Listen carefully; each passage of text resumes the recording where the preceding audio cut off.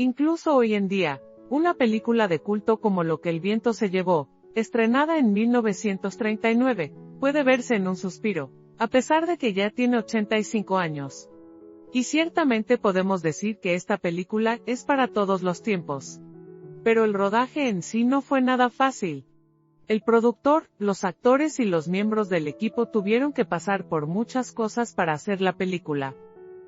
Por eso, hoy me gustaría contaros cómo se rodó la película Lo que el viento se llevó, y también mostraros tomas interesantes del rodaje de esta cinta. La idea de hacer una película de Lo que el viento se llevó nació tras el éxito de la publicación de la novela homónima de Margaret Mitchell en 1936. Además, Mitchell escribió la novela de una forma muy extraña. Ya tenía un final preparado, el último capítulo, y el resto lo inventó sobre la marcha, centrándose en su desenlace. Los honorarios de Margaret Mitchell por el libro fueron de $500, más los intereses de la autora por la venta. Al final, la escritora ganó alrededor de $3 millones. Y si tenemos en cuenta la inflación, hoy esta cantidad sería de $33 millones. Por cierto, originalmente la novela de Mitchell iba a llamarse Mañana será otro día. Al menos con este nombre se iba a imprimir. Pero a Mitchell no le gustaba este nombre y finalmente se le ocurrieron varias alternativas. Entre ellas estaba el título Lo que el viento se llevó, que atisbó en la novela Sayonara, de Ernest Dawson. Aproximadamente un mes después de la publicación del libro, el productor David Selznick, que ya había producido la película King Kong, 1933, negoció con Margaret Mitchell la compra de los derechos cinematográficos de su libro. Este acuerdo le costó a Selznick $50,000. Selznick encargó el guión al famoso guionista Howard. Este aceptó con la condición de que trabajaría solo y nadie interferiría con él. Al final, entregó el guión para una película de 5 horas, lo que enfadó terriblemente a Selznick. Pero Howard se negó a cortar su obra maestra, por lo que Selznick comenzó a buscar personas que retocar el guión. Inicialmente, para el papel de Scarlett quería tomar la actriz Bette Davis, pero ella no podía conseguir porque estaba firmado un contrato a largo plazo con el estudio Hermanos Warner. Sin embargo, Jack Warner accedió a dejar que Beth ir al rodaje con la condición de que Rhett Butler jugará Earl Flynn. Pero entonces la propia Bette Davis dio marcha atrás, ya que no quería ver a Earl Flynn como su compañero, por considerarlo demasiado femenino. Al final, el estudio y Beth no pudieron llegar a una decisión común. La búsqueda de una actriz para el papel protagonista no fue fácil. Para el papel de Scarlett se presentaron casi 1,500 aspirantes. De estos 400 solicitantes pasaron la primera etapa y llegaron a la segunda audición. Pero al final para el papel de Scarlett eligió desconocido Vivien Leigh. La candidatura de Vivien aprobó incluso la propia escritora Margaret Mitchell. Vivien Leigh tiene naturalmente los ojos azules, mientras que en la historia Scarlett debe tener los ojos verdes. Pero ese problema se solucionó con filtros y maquillaje especial. Sí, no llegó a ser completamente verde, pero sus ojos tienen al menos un poco de color verde. Para el papel de Rhett Butler se barajaron actores tan famosos como Gary Cooper, Ronald Colman y otras estrellas de los años 30. Pero al final el papel fue para Clark Gable, que encarnó a la perfección en la pantalla la imagen de Butler.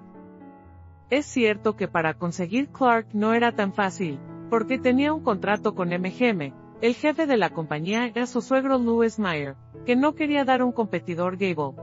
Pero después de algún tiempo Louis Mayer todavía se apiadó de su pariente y le dio Clark Gable.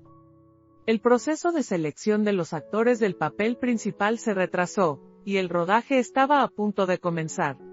Incluso se llegó al punto de que en la primera escena rodada, Incendio en el depósito de Atlanta, se filmaron dobles.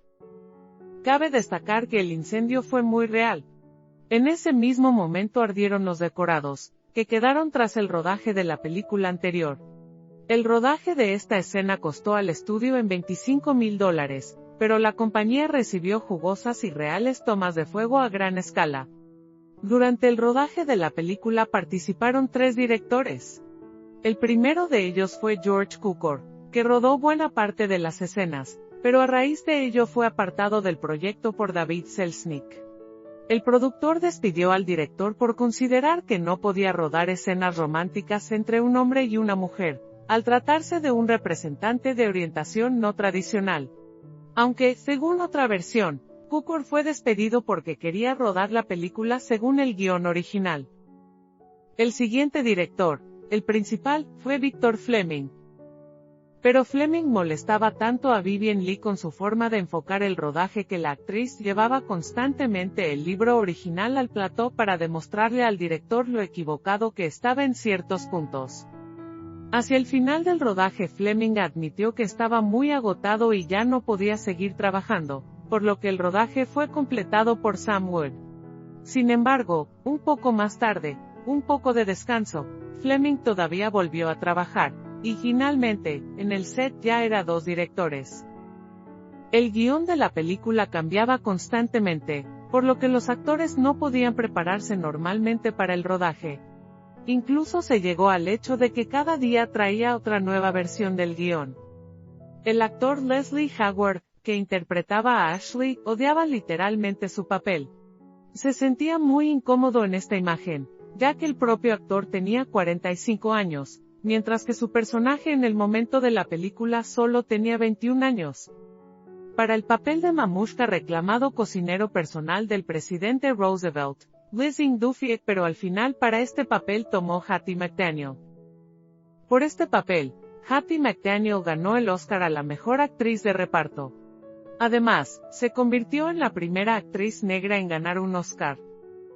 Pero como en aquella época los negros eran ciudadanos de segunda clase, en Estados Unidos, Hattie tuvo que sentarse en una mesa aparte. A ningún actor negro se le permitió asistir al estreno de Lo que el viento se llevó, incluida Hattie McDaniel, que desempeñó un papel muy importante en la película. En defensa de Hattie McDaniel se levantó el propio Clark Gable.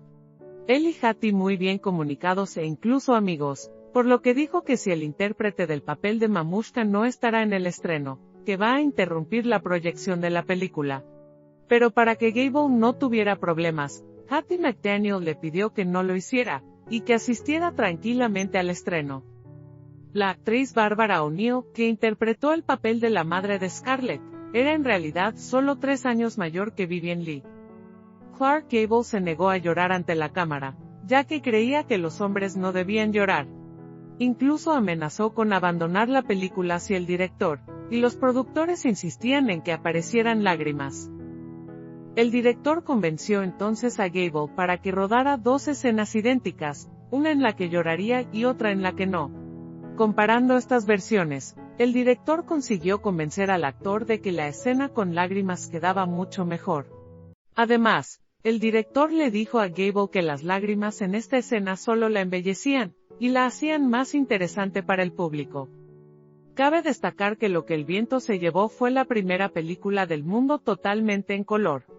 Rodar en color a finales de los años 30 era un auténtico milagro, pero para hacerlo había que sudar mucho, porque el método de rodaje en color requería un enorme desembolso económico.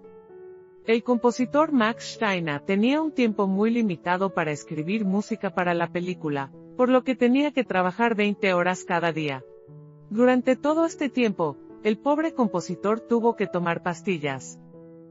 Por su trabajo Vivien Leigh recibió $25,000, mientras que los honorarios de Clark Gable ascendieron a $120,000. Y eso teniendo en cuenta que pasaba en el plató mucho menos tiempo que Vivien Leigh. Muchos ciudadanos negros acusaron a Hattie McDaniel, que interpretaba el papel de Mamushka, de traicionar a su pueblo al actuar en una película racista. A lo que ella respondió que prefería interpretar el papel de una criada por $700 a la semana que trabajar como criada de verdad por $7 a la semana. La película no mostraba una locomotora de vapor real, sino solo una maqueta de la misma, aunque el plan original era utilizar una locomotora de vapor General real. Para el rodaje de la película se necesitaba un jamelgo viejo, al que le sobresalieran las costillas. Y finalmente se encontró un caballo así. Pero mientras lo llevaban al plató, consiguió engordar y las costillas que sobresalían desaparecieron de la vista. Entonces el maquillador tuvo que dibujar rayas oscuras en el caballo, que hacían el papel de costillas salientes. Olivia de Havilland, que interpretaba a Melanie, visitó especialmente las maternidades antes de rodar la película para aprender cómo se comportan las madres jóvenes después del parto, y cómo afrontan el estrés. Durante la escena del parto de Melanie, el director George Cukor pellizcó los dedos de los pies de Olivia de Havilland, para que sintiera un poco el dolor. Leslie Howard, por cierto, era oficial de reserva, y cuando estalló la Segunda Guerra Mundial, se fue a luchar. Por desgracia, su avión fue derribado el 1 de junio de 1943. Los actores Vivien Leigh y Clark Gable no se gustaban en vida. Vivien Leigh dijo que no podía soportar besar a Gable durante el rodaje, ya que este tenía un fuerte olor a aliento. Al mismo tiempo, según miembros del equipo de rodaje, Clark Gable comía ajo antes de filmar las escenas de besos. Además, Gable no consideraba a Vivien Leigh una actriz. Para él, solo era una cara bonita, nada más. ¿Recuerdan la escena en la que, tras el nacimiento de su hija, Red le sirve a Mamushka una bebida alcohólica para celebrar el acontecimiento? En ese momento, se suponía que había té en la jarra, pero el astuto Clark Gable vertió alcohol de verdad en el vaso. Y una desprevenida Hattie McDaniel se bebió la bebida alcohólica. Su sorpresa no tuvo límites. En la película participaron algo menos de 60 actores, así como unos 2.500 extras, entre ellos 400 extras voluntarios que fueron filmados gratuitamente. También se utilizaron maniquíes en la escena de los heridos. Con un presupuesto de $3,85 millones, la película obtuvo en taquilla la cifra récord de $402,3 millones. Y si tomamos el importe de las tasas ajustado a la inflación, sale a unos $4,200 millones. Sí, Lo que el viento se llevó es actualmente la película más taquillera si se ajusta a la inflación. Incluso Avatar, que es actualmente la película más taquillera de la historia, con una recaudación de $2,900 millones, solo ha recaudado $3,820 millones si se ajusta a la inflación. El productor David Selznick pagó una multa de $5,000 por incluir palabrotas en Lo que el viento se llevó. Pero el propio productor siempre ha dicho que no se arrepiente de esta multa, ya que mereció la pena. El director Victor Fleming asumió que la película acabaría fracasando en taquilla. Así que decidió no arriesgarse y aceptó una tarifa plana en lugar del porcentaje de los ingresos de taquilla propuesto originalmente.